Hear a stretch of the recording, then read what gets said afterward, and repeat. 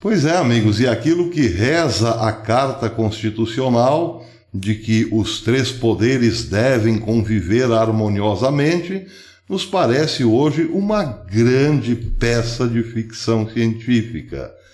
O STF continua atacando o Executivo como se estivesse numa declaração de guerra aberta.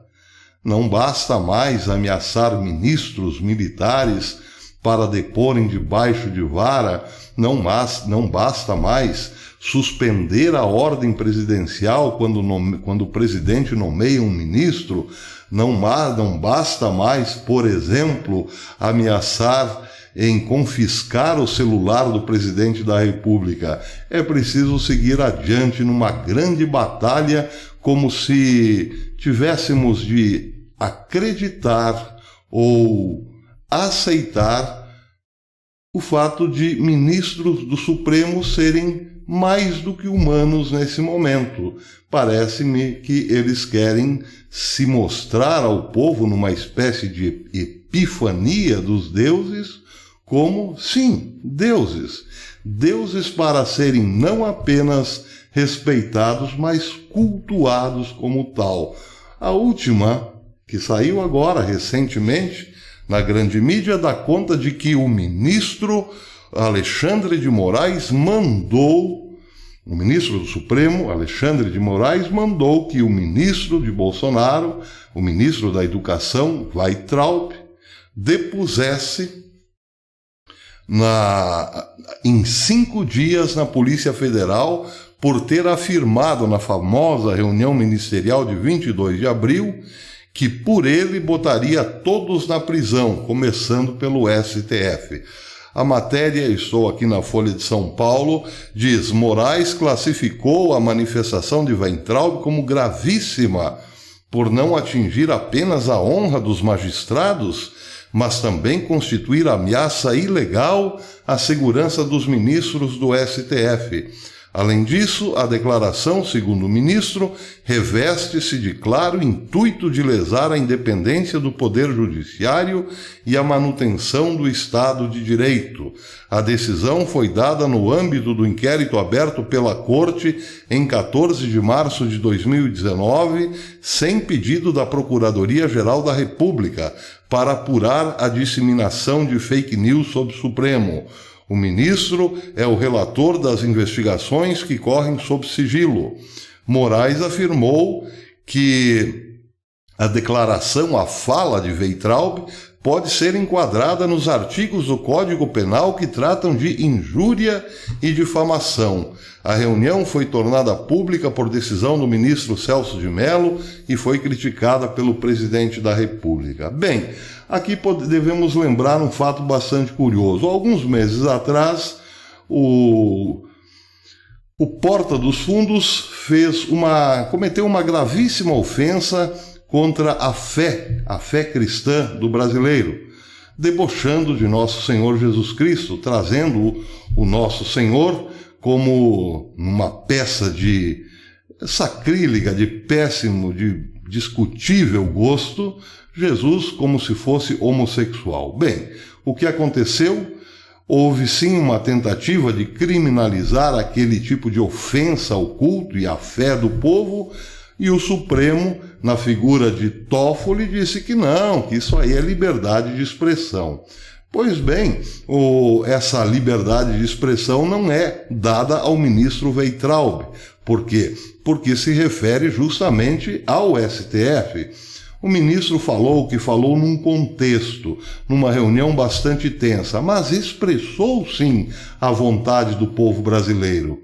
Só que a ele, por ser ministro de Bolsonaro, não é dada a mesma liberdade ao Porta dos Fundos, que pode ofender a fé de uma nação inteira. Bem, isso quer dizer o seguinte: não basta o STF estar acima de todos os outros poderes. Me parece que agora A busca do STF é por religiosidade, ou seja, adoração aos seus quadros, é o que está aparecendo. As igrejas já estão todas fechadas mesmo. Pode ser que, ao reabrirem, ao invés do crucificado, tenhamos as fotos dos nossos ilustres magistrados do STF, porque é só o que está faltando. A eles, religiosamente falando, deve-se prestar culto e adoração. E jamais será tolerada uma crítica, porque isso certamente ofende o Olimpo dos nossos magistrados. Que ponto nós chegamos? Aonde nós estamos chegando exatamente? Bem, eu poderia dizer, chegamos nisso porque nossos queridos e ilustres militares também nunca disseram uma palavra contra essa barbaridade. Mas estaria cometendo uma injustiça, porque me parece que nos últimos dias algumas vozes militares já se levantam, aqui e acolá, ainda que timidamente e muitas vezes cheias de enigmas, mas pelo menos nós já sabemos que os militares falam. Paulo Chagas, por exemplo, já sabemos, ele fala, ele escreve. O general Heleno também, ao ser ofendido por Ciro Gomes, rebateu. Mas vejam essa interessante frase do general Paulo Chagas no seu Twitter. A publicação é de 20 horas atrás. Ele disse o seguinte: arrotando sua contumaz valentia virtual, Ciro Gomes desacata o general Augusto Heleno.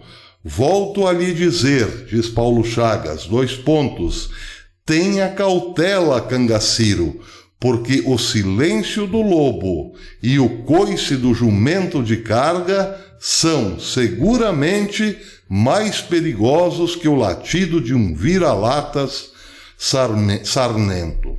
Bem, desta frase enigmática só podemos deduzir quem é o vira-lata sarnento. É, evidentemente, o Cangaciro Gomes. Mas quem é o lobo? E quem é o burro? Vou repetir, porque o silêncio do lobo e o coice do jumento de carga são seguramente mais perigosos que o latido de um vira-lata sarnento.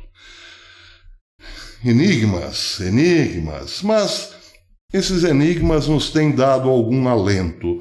Tomara que o lobo sejam os homens de bem, os verdadeiros patriotas que eventualmente ainda existam nas Forças Armadas, e que o coice do burro de carga seja aquele coice de um fuzil, por exemplo, porque nós bem sabemos que um militar bem equipado com o seu fuzil, ainda que não o use, traria muita segurança para esse país e muita apreensão por parte daqueles que, neste momento, tudo podem.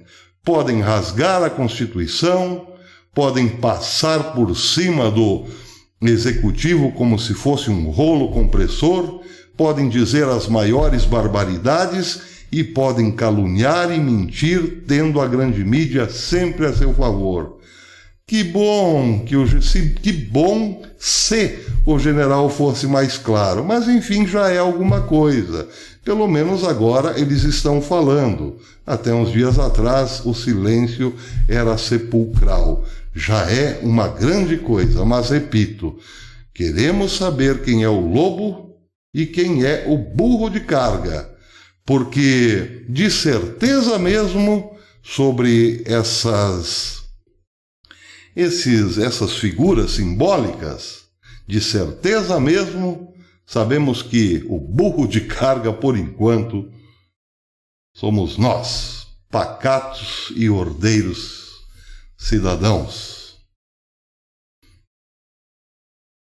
Até depois.